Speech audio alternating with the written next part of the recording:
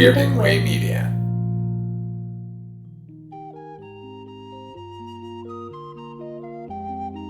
Night, Mr. Walters.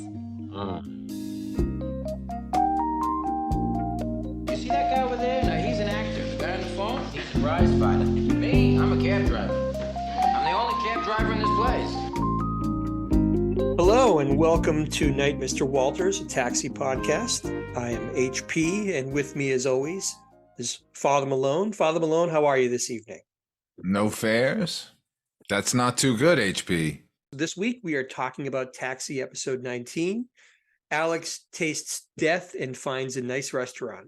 This was written by Michael Leeson and directed by James Burrows, of course. A reminder, we're doing these shows in broadcast order and not in order of filming. So for this episode, we begin in the garage as Louis is giving out the cab assignments. And Bobby announces that he's going to go grab some breakfast. Wait. I have to interrupt. I'm sorry. Oh, sure. Go for it. Yes, this early. This was written by Michael Leeson, right? Yeah. He wrote The War of the Roses. Did he? Yeah. I Mm. mean, obviously, there's the DeVito connection right there. Danny DeVito directed that film. Yeah. But he also wrote a classic, HP.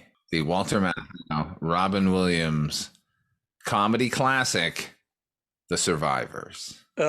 When you said Walter Matthau, I was first thinking, oh, did he do Grumpy Old Men? Did he do Hopscotch? What did he do? No. And I really liked War of the Roses. I remember seeing that in the theater. It was a good movie. It was very dark. We're beginning in the garage. Louis is giving out the cab assignments, and Bobby announces to everybody that he's going to go grab some breakfast, and the rest of the cabbies start to follow him out. First of all, you're jumping over a bunch of stuff here. The score, the opening score is really disco-y with lots of horns. We haven't heard that one before. That's unusual. And then this is apparently a really big night at Sunshine Cab Company.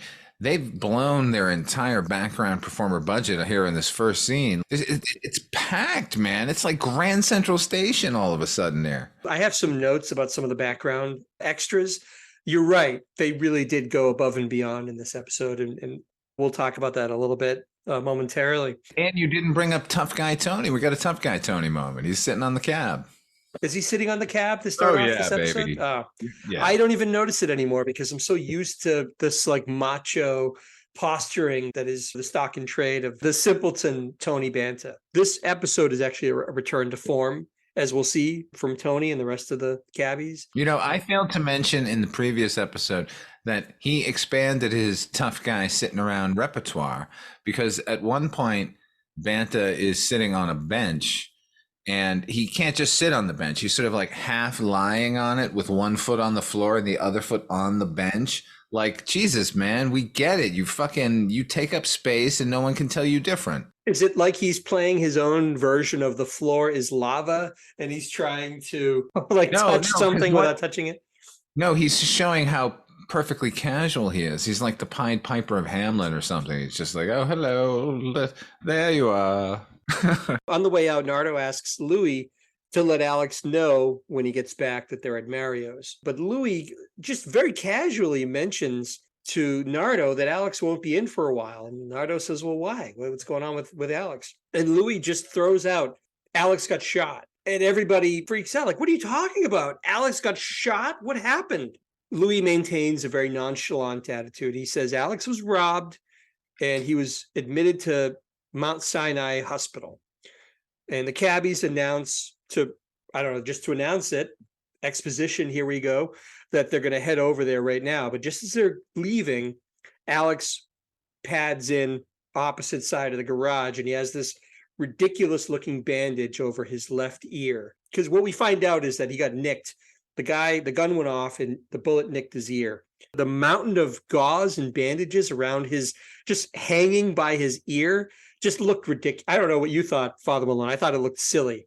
He looked like a character from The Dark Crystal, like just some sort of headgear that they had strapped on him. And if that is supposed to be a bandage, then he was not nicked. He's gushing, apparently. It's either blood or pus or something that they would need that much gauze packed onto his ear.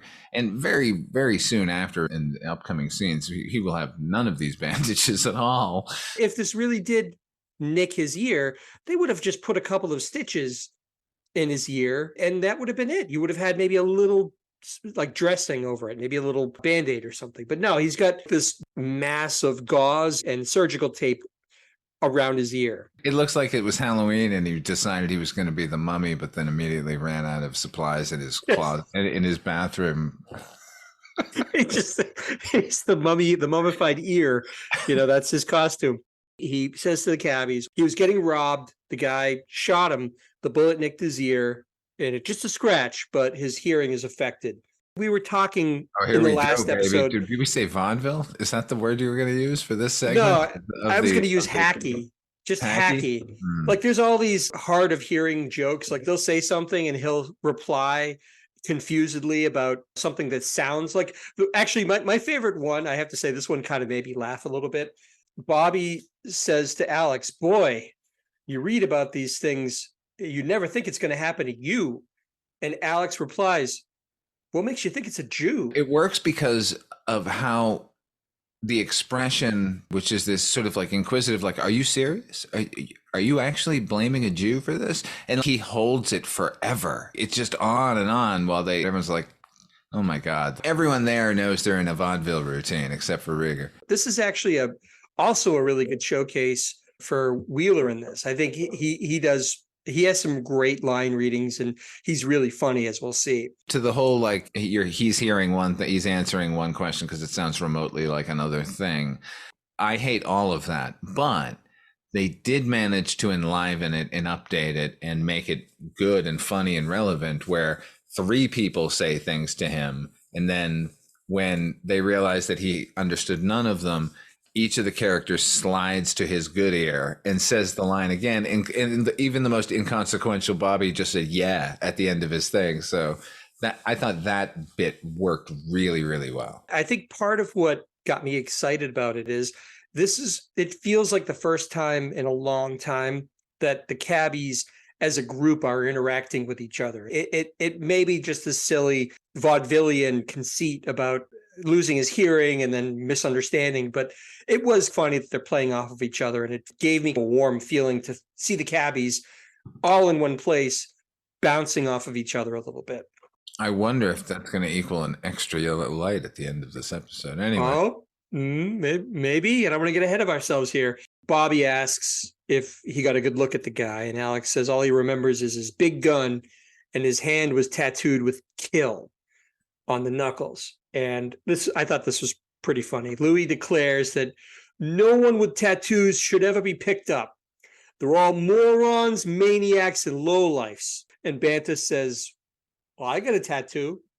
And then Louis responds, oh, yeah, and losers. What I like is that Tony says it rather challengingly. Like, yeah, I got a tattoo. What do you want to say about it? And then, well you're a loser. Let me amend what I initially said. There are also losers who have tattoos. We've talked at length during the course of this podcast about Tony and the possibility of an explosion of violence, right? Yeah. So there's always something really satisfying when Louis can get a good dig in at Tony's expense. Usually it's about what a crappy fighter he is, or what an idiot he is, or all of these things. So I'm having a little fun at Tony's expense. But that is a part of the show, like a trope in this show that I really do find especially funny, is that when Louis, of all people, Tony could just step on him like a roach, but he doesn't care. He loves giving it to Tony. Louis is the only character I think who can get away with it and mean it because he is his employer. So at this point, we cut to nighttime B-roll from Alex's POV driving the cab at night. There's something, I don't know if you noticed this, but there's something in the way that the B-roll point of view is shot. It feels on edge and anxious. I don't know if it was intentional. It puts you into the headspace of Alex as he's driving his cab after this super traumatic event. Feels like he's very, very nervous and very edgy about the whole thing. I thought that was cool. It feels like the B-roll is sped up just slightly, and the score that they've chosen to use here is from Bob James, is this like clarinet, sort of like da-da-da, like that. So yes, of course, it's very nerve-wracking. Kudos to them because they don't hit you over the head with it, but clearly the message got across to us. Can we double back for a second? Because you said you want to bring up the background players here. Mm-hmm. Because I want to bring up some background players. Because over by the coffee machine, there's some sort of communist meeting going on in the last scene. There's this. Am I jumping ahead? Is this who you were going to talk about? The coffee machine? Say that again? There's some sort of communist meeting going on over by the coffee machine during the previous scene. There's this dude with a brown suede blazer and a black t-shirt over bell-bottom jeans, right? And he's wearing one of those mini captain hats, you know, like half the background characters in Jaws were wearing, like the Captain and Tennille cap. But his is like this deep chocolate. And he's got a thermos and a folded newspaper, which is clearly a signifier that he's a Marxist. So there's something going on in the corner. And then next to him is this guy in olive drab army pants and this oversized olive drab sweater and a cream and black striped shirt and a beret. He looks like he's standing on a Parisian street. I don't know what's going on in the corner of Sunshine Cab, but clearly they should be worried. There is a scene coming up in the garage that I did actually make note of one extra in particular. I think you're jumping the gun a little bit. I think we're getting to that. You're talking about the wrench guy, right? After there was lots of background performers here. I'll bring it up when we get to that point, but you really painted a picture of those background extras that can't help but make people like me want to go back and watch the episode again. I'll say the name again, Ralph T. Schlane, baby. We're in Alex's cab at night, and as we've described, he's very on edge about driving his cab after what happened to him. Louis checks in with him on the radio and says, "Don't worry, don't pick up anybody who doesn't look right." And Alex thanks him. He's actually kind of surprised. "Oh, thanks, Louis. I'll do my best." And then Louis cuts in. You hear Louis over the radio say, "Okay, Nardo, I read your crummy speech. Where's my $5?" Once again, this is a CB radio situation, which means that Louis had to keep that button depressed in order to say that line. When I was a kid, we might have talked about this, but my dad was big into CB radios. And we had a base unit at our house in addition to the ones in the car. And you're right, it looked like an old-timey Edward R. Murrow microphone, but it had this bar, and you had to squeeze the side of the bar to open the channel. And then you let go and it would close the channel, but you had to hold on to it. I remember that. In the movie Die Hard, there's at some point, someone's like speaking into a radio and then somebody cuts in over them. And I'm like, that's not how that works. Like, what are you doing? Not quite the same thing here, but yes, I do think of these things when radios are involved. Like, as funny as the line is, or the notion that he's only doing it because he's getting paid, it's still like kind of clumsy. We saw it when in the episode where Nardo was driving Tom Selleck to the art gallery auction.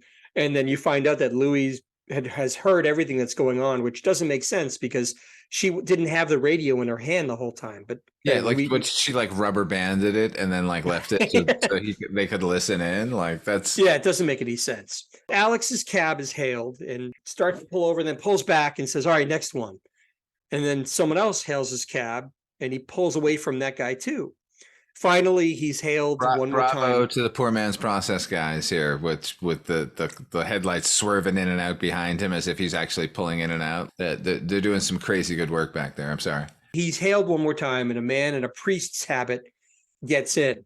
Now, side note, the priest is played by another classic, that guy. His name is James Staley. Yeah. And he's appeared in, I couldn't find anything specific that was like the role that you would know him from, but I had one that came to mind immediately. You did? What was it? He's the prissy motel clerk at the Grand Canyon in National Lampoon's Vacation. Sir, the check will have to clear in 3 business days. That guy. Rather humorously, Alex he's already uptight about picking this guy up, and now he's suspicious of this fare, even though he's in HP. Nuns wear habits. Priests have cassocks. Oh, sorry. Alex starts peppering him with questions. I think he asks him to name all of the apostles. It's a bet going on back at the garage. Can you settle this bet first? Like, really? This is your bet? Like the priest reactions are great to all of because they're totally natural. Like, what are you even talking about, man? Like, he's having trouble coming up with every last apostle. Alex is like, oh, you missed a couple.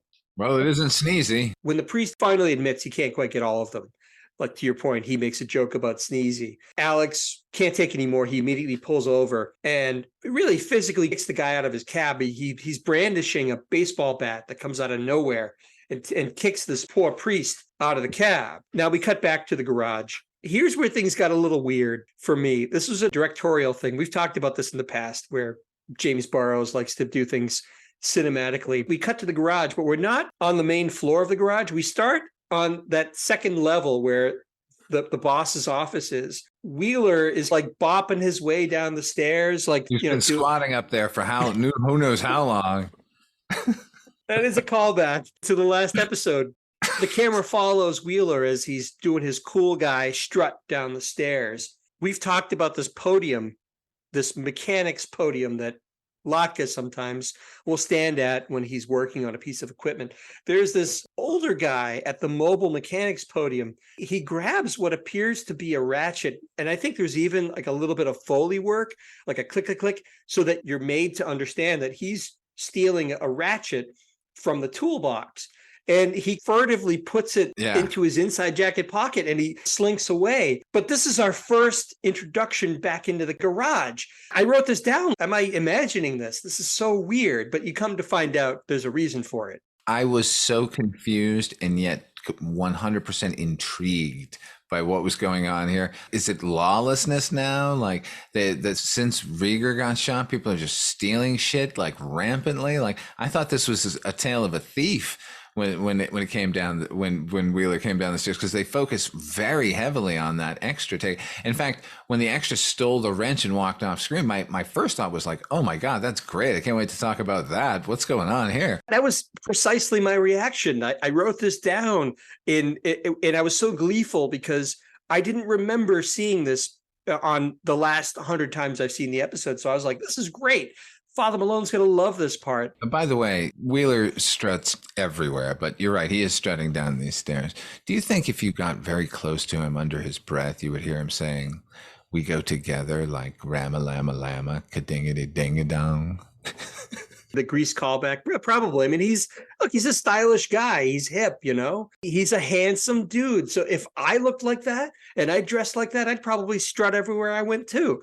Oh, by the way, his hair is out of hand in this scene, man. It's a mane. He's like a fucking anime character. It's like it's got its own weather patterns. It's crazy big. He is just letting it fly. He really is so free with it. He's shaking his head, so it goes all over the place. But I just thought it was odd that our avenue to this strange wrench thief is following Wheeler come down these stairs. For what purpose? I have no idea.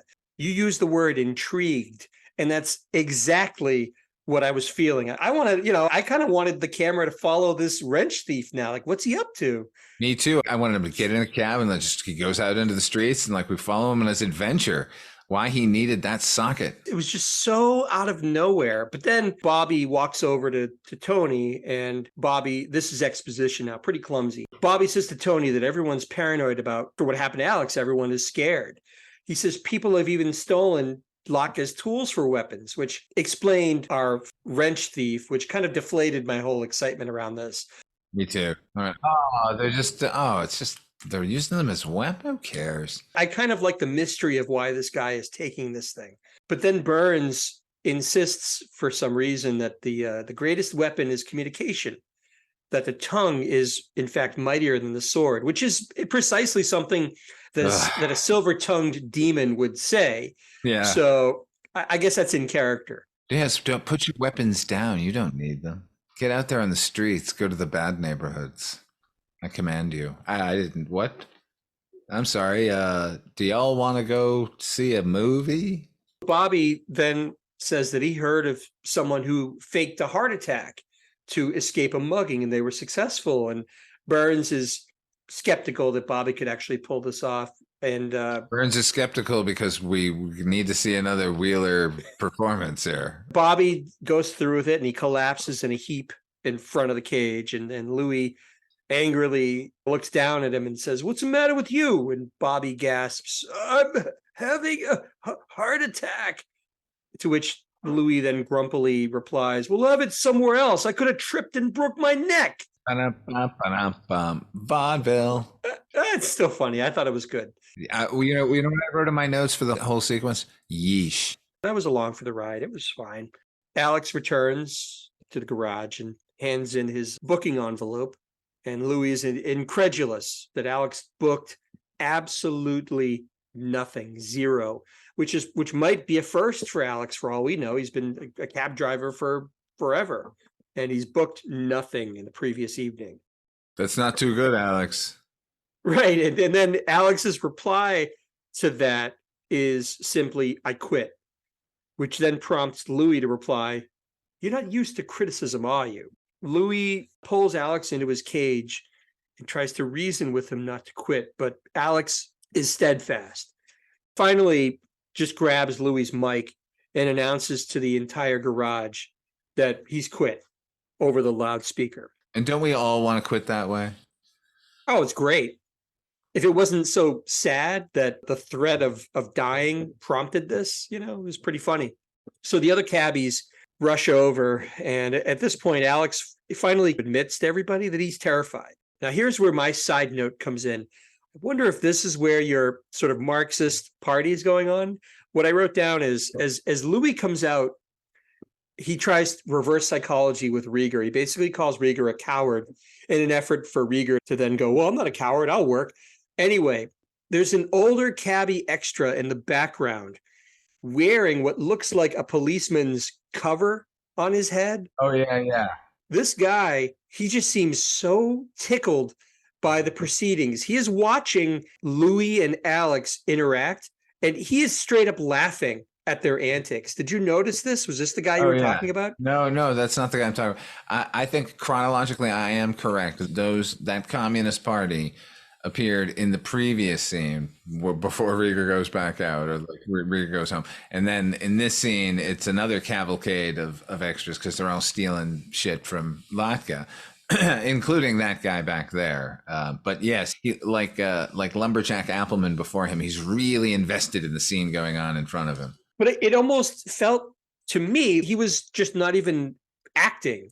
He was just laughing at Judd Hirsch and Danny DeVito doing what they do. He looked to me like an audience member would react, Well, that's the best kind of acting, they say, HB, when you're not acting at all. It's, I guess so. This guy was supremely memorable for my part. None of this reasoning with Alex works. He goes to his locker to get his stuff. Now, here's another side note I made, and we talked about this in the very first episode of Night, Mr. Walters. Alex says something to the effect of, "Dying isn't worth such and such a mile." Do you remember what he said? They get paid per mile in the cab? Did he say it's like 70 cents, right? 72 cents? No, he says 55 cents per mile. Yeah, okay. So that's the going rate at this point in New York, circa 1979. It's 55 cents per mile. So what I did was I went and checked out nyc.gov to see what the standard metered fare these days is.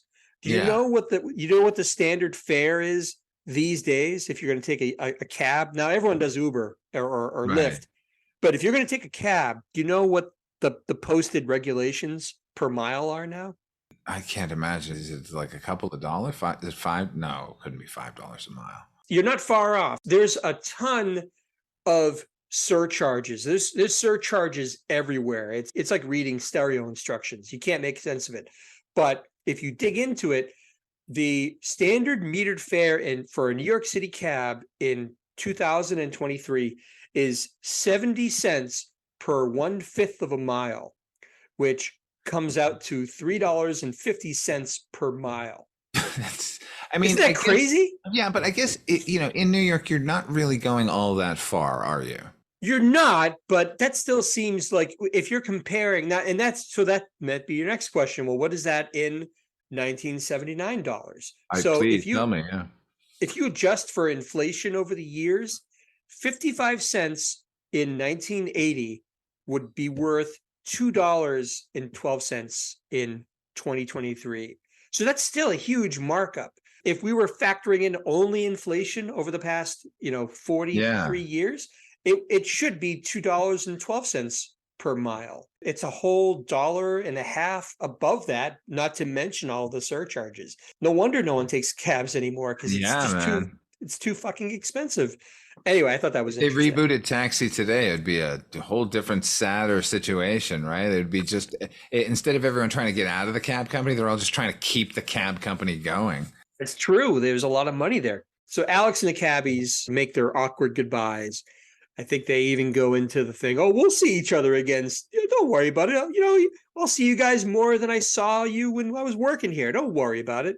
Knowing full well that, they probably won't see each other. Banta gives him a tough guy hug. Did you notice? Just a little bit of a shoulder. I'm not going to touch you.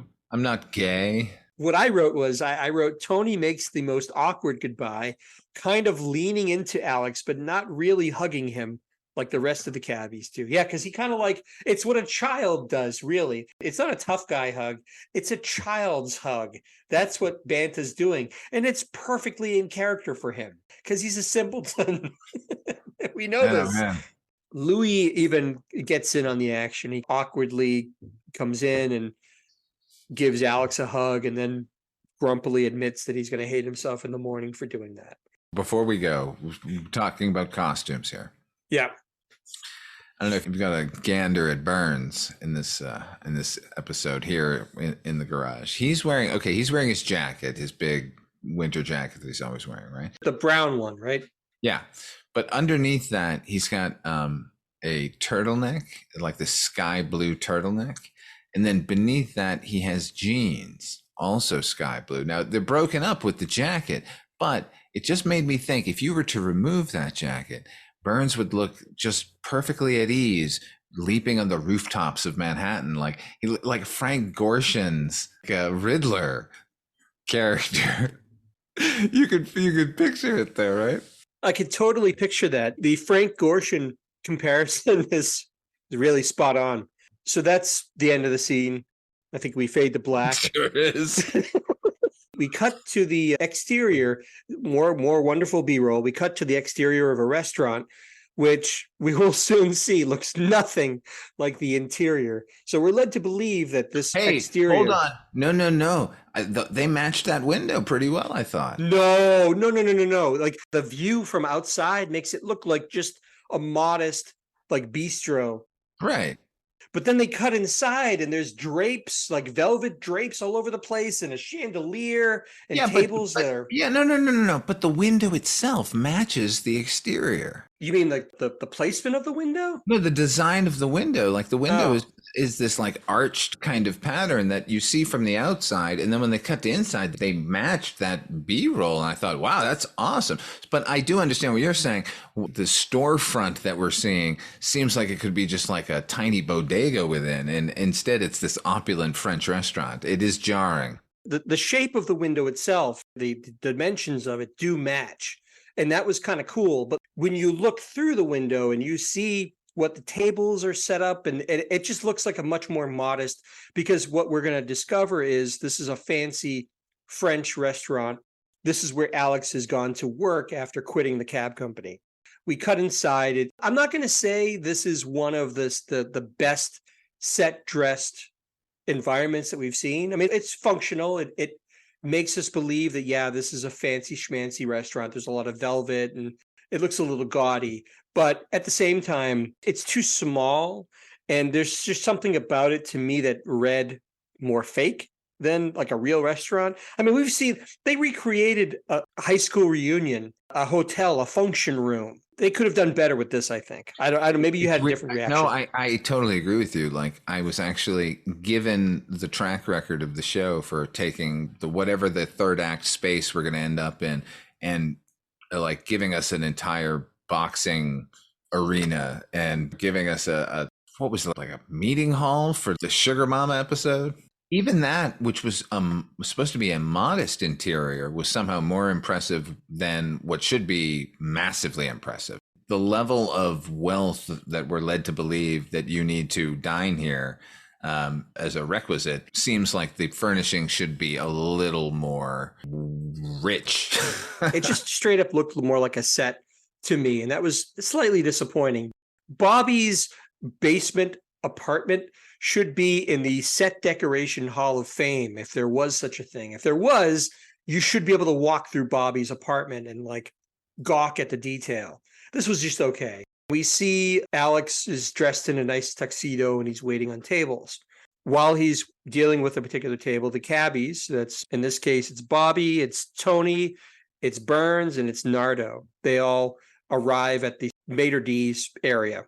They file in. They're all dressed to the nines. All the men have suits. And I don't remember exactly what Nardo's wearing, but I do remember she has her hair in kind of an updo. Yeah. Yeah, and a nice dress she's wearing. Everyone looks great. Wheeler in particular, I mentioned the anime here. It's blown out even more here somehow. It's, I don't know, it's a marvel. So they come in. Bobby says to the maitre d', reservations for Dr. Wheeler. He's self-conscious about the reservation, so he says he's a doctor. I found it humorous. It's a natural way to make sure you're going to get a table, and they needed to get a table right away to go bother Rieger. The cabbies get seated at their table, and there's a lot of fish out of water type comedy between Tony and Bobby. Tony is coming at it again. I hate to keep saying this, but he's coming at it like a child would. And Bobby is the exasperated kind of like, well, you're embarrassing me. Like, yeah, come on, get it together. Because Tony is coming at it from a place of pure naivete because he's never been in a place like this before. But at least Bobby, if he hasn't eaten at a place like this, he's an actor, so he knows how to act in a fancy restaurant. They should have sat Tony with Burns. They could have continued their apple conversation here. Like, what's this fork for? There are too many forks. Do we have to use all of these forks? Burns does announce his surprise at how much silverware they give them here. That I actually thought was genuinely a funny line, the way he delivers it. And it may be his finest comedic moment through the whole series. And I'm not exaggerating. I actually legitimately thought it was funny the way it just came up. I don't know. I agree. We've picked on Burns and we've picked on Carver repeatedly, but ultimately that guy was talented and he could be funny. It's just that we don't like his character at all. Plus he's surrounded by giants. The waiter comes over and Elaine starts to explain in very clipped, posh speak that they'd like Alex to wait on their table. And it was at that moment I remember saying to myself, and I started to write down, what's with this weird accent that Nardo put on to talk to this waiter? And then her literal next line is she wonders aloud, like, why am I talking like the Queen of England? And I thought it was fabulous. It was like, okay.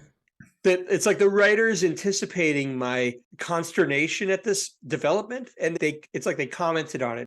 Tony, ever the simpleton, declares the place is so fancy there ain't even gum stuck under the table, which is really driving Wheeler even more crazy. Well, that would drive me crazy too. Why is he even doing that? Why is he looking under there? Alex comes over and very graciously offers to get them a bottle of wine. And when he goes off to get the wine, it's somewhat, before we get to that, it's somewhat awkward, as you would expect it to be, because Alex is serving I don't know why they thought that it was a good idea to actually have him wait on them, because it can only ever be awkward. I mean, he's in a position of having to serve them, and they all admit to themselves, yeah, this is really kind of awkward, but whatever. Plus, none of them can afford to eat there. It should be noted. I was hoping that one of them would say, a beef consomme for $9.99, that's outrageous, because I wanted to play the inflation game again, because probably whatever they were going to announce as the cost of the food was probably less than what we would pay now to go to TGI Fridays or something. But they didn't do it, though. They didn't, because they kind of look at the menu and they're like, oh man, he must be making great tips. Even on a cup of coffee, it'd be a great tip. But they don't say how much. Oh, yeah. Well, the fact that everyone is like, well, I'm going to have a salad. Can I split that salad with you? Like, I'll have the potatoes. It felt a little more, especially with Burns, like his dinner choice was less about how cheap it was and more about what an idiot he is. I think it was a double whammy. I think the side of potatoes au gratin was the cheapest thing on the menu, and he's also an idiot because he doesn't know what potatoes au gratin is. Alex comes back to the table and serves him the wine. While he's serving the wine, one of Alex's other tables, this sort of snooty looking rich couple is trying to get his attention because he's talking with the cabbies while he's opening the wine and they're having a conversation. Bobby kind of angrily replies to this woman, "Will you keep your drawers on, lady? He's got 6 other tables to serve." Jeff Conaway was really on fire through this whole scene. Like he had me genuinely laughing at some of his comments and the way he was playing this. The woman replies to him that all she wants is a glass of water.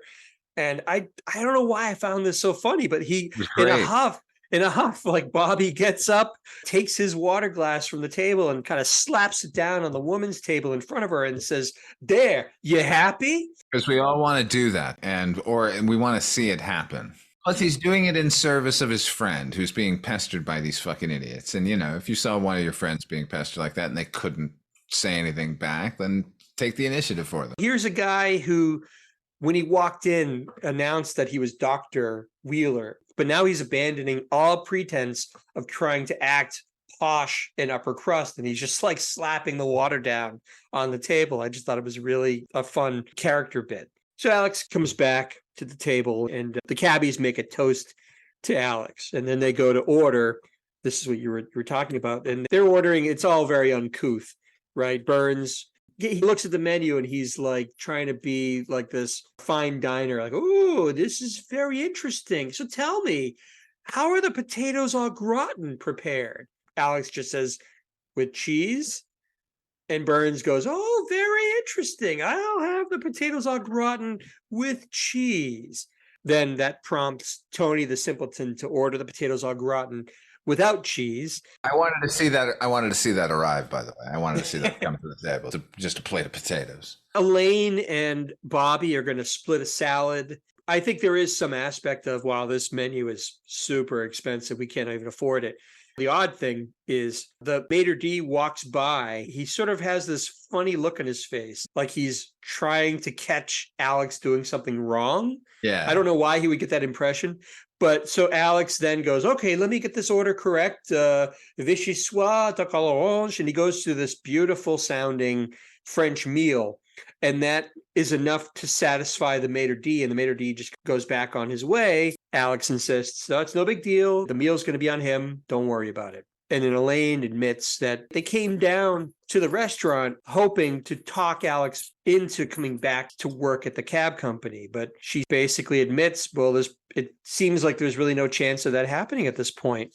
This prompts Alex to say to her that, "I was actually lying awake last night thinking about whether I should go back to driving a cab." He stands there and goes over the pros and cons of being a waiter versus being a cab driver. Every pro and con elicits this sort of quick burst of conversation amongst the cabbies. This was another Bobby Wheeler moment that I liked. At one of Alex's pros about being a cabbie is he doesn't have to worry about what he wears or shaving.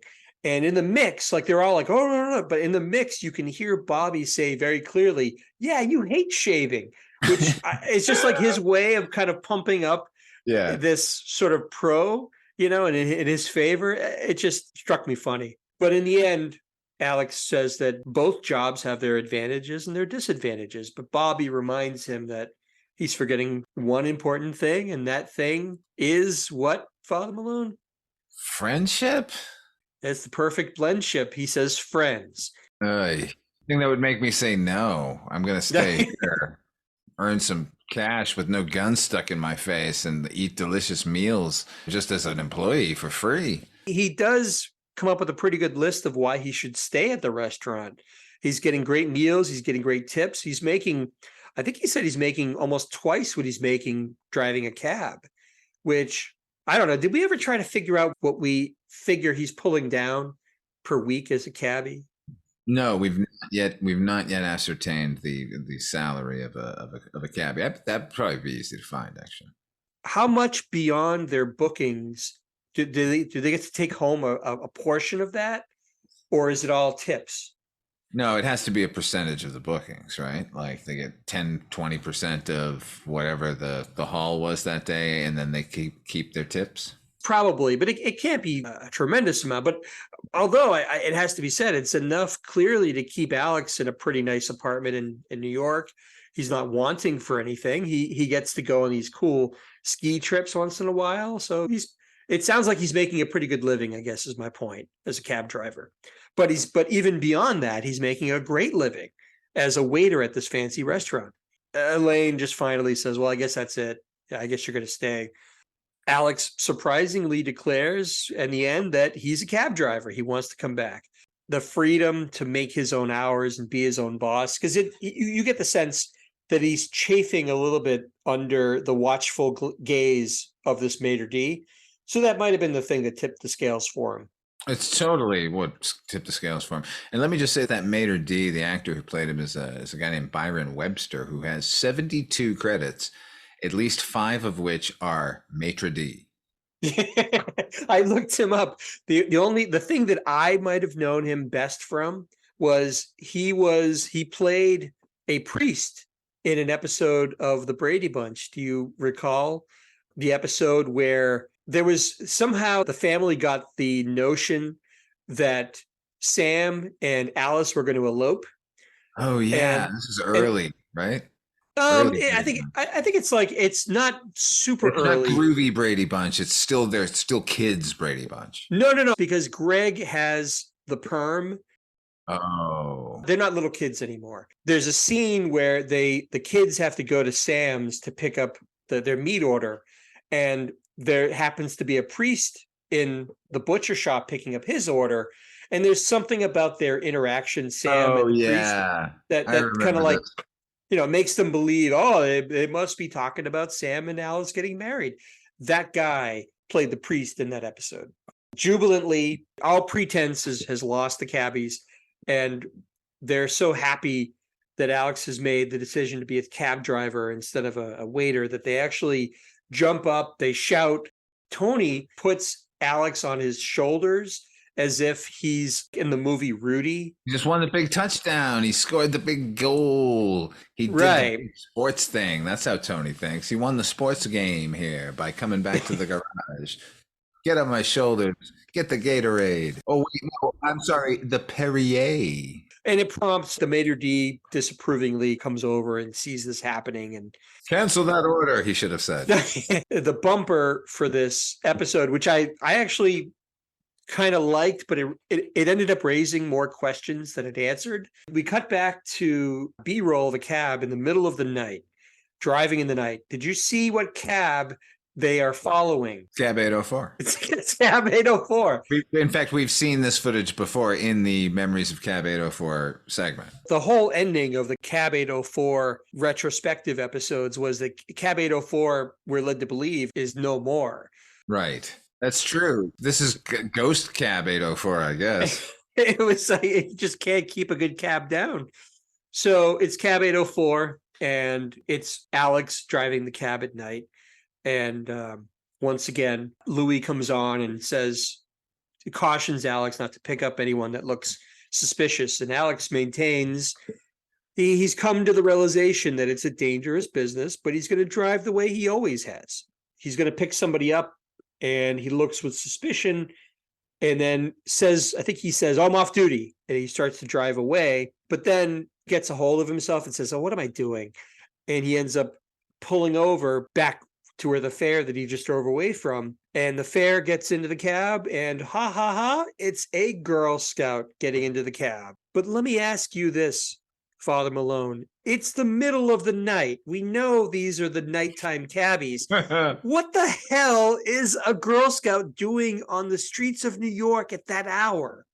Well, it's like Will Smith in Men in Black pointed out during his test. Obviously, that girl is up to some really bad shit. So Rieger's actually picking up the most dangerous fare he possibly could, because who knows what she's got in those cookie boxes. His instinct was correct. His original instinct was, I'm driving away. This is crazy. What's a Girl Scout doing in the middle of the night in the middle of New York? In the spirit of getting past his fear, he picked the most dangerous fare. And who knows what happened. I'd like to point out that the little girl, for fans of the movie Heathers, the Courtney, the character Courtney, Country Club Courtney, I believe is her full official title.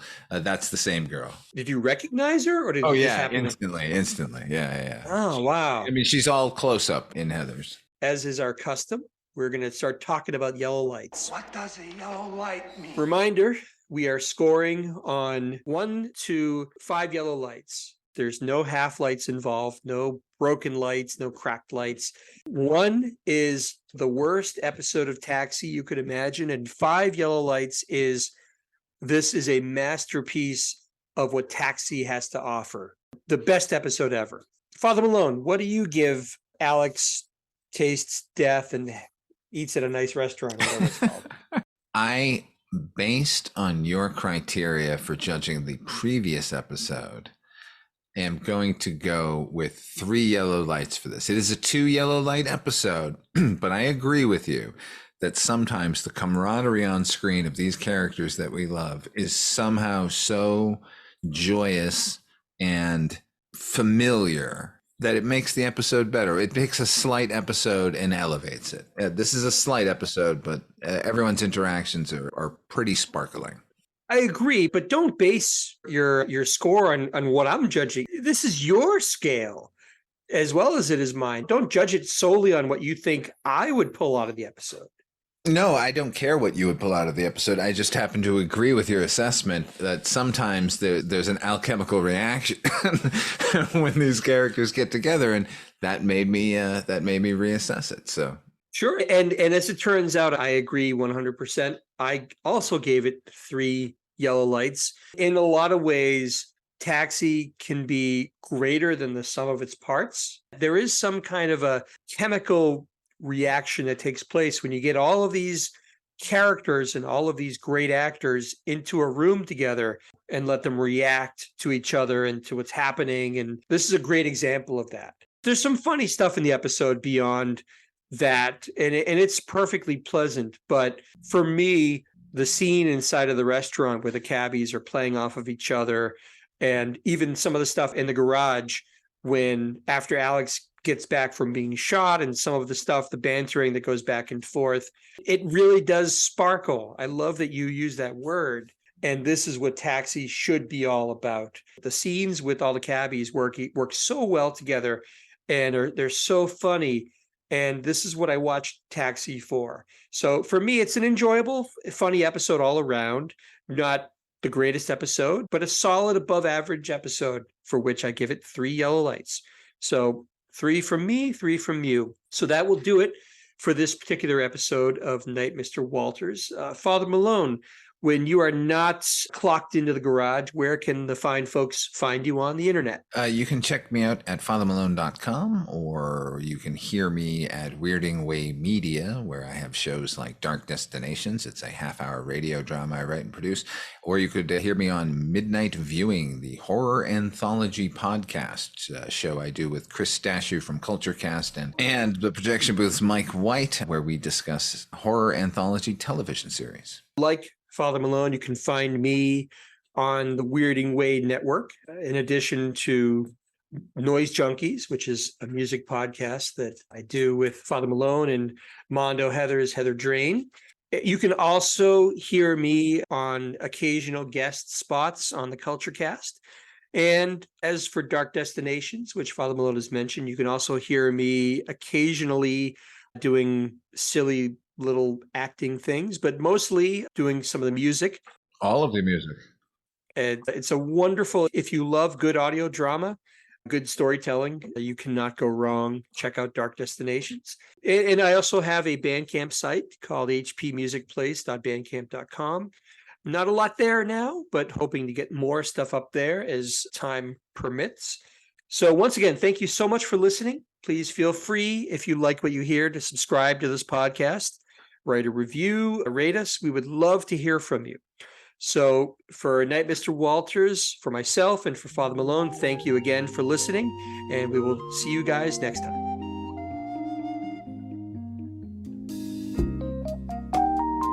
Night, Mr. Walters.